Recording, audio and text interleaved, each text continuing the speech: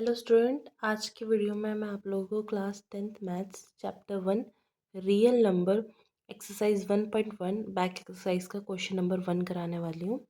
तो क्वेश्चन हमसे बोल रहा है express each number as a product of its prime factor. Prime number ऐसे नंबर होते हैं जिनके दो फैक्टर होते हैं।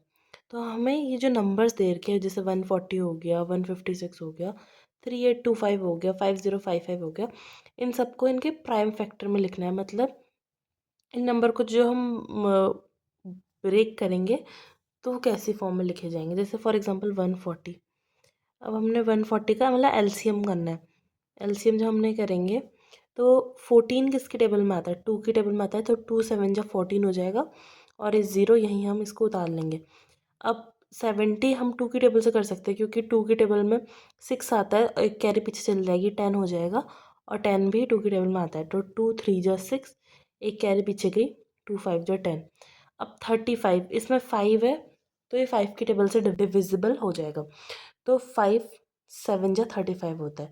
अब 7 किसी और की टेबल में तो नहीं आता, तो 7 1 जा 7 हो जाएगा।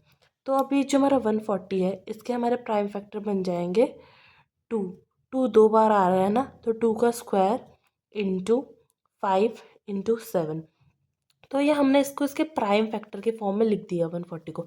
ऐसे ही हम अब 156 के साथ करेंगे।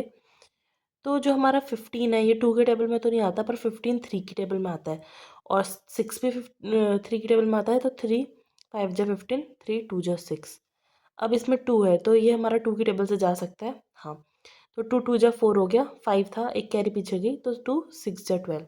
अब ये भी जाएगा हमारा 2 की टेबल से। तो 2 1 जा 2 और 2 3 जा 6 होता है। अब 13 अपने टेबल के अलावा किसी और टेबल में नहीं आता, तो ये 13 1 जा 13 हो जाएगा।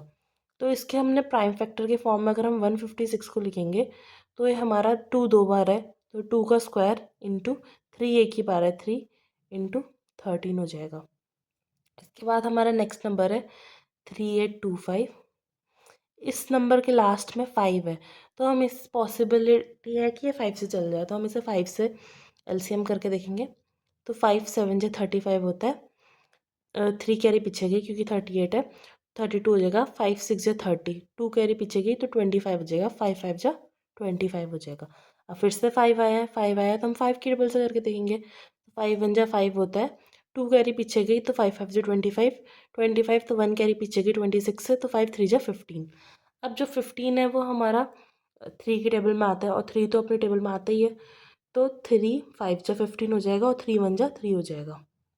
अब जो हमारा 51 है ये भी हमारा 3 की टेबल से जा सकता है क्योंकि 3 1 जा 3 होता है, तो 2 कैरी पीछे जाई और 3 7 जा 21 होता है। तो 3 1 जा 3, 3 7 जा 21। अब 17 अपने टेबल के अलावा किसी और के टेबल में नहीं आता, तो हम 17 1 जा 17 करेंगे।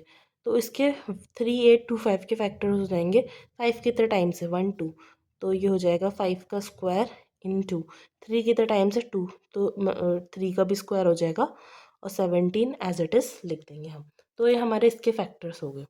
अब इसके बाद हमारा नेक्स्ट नंबर है 5005।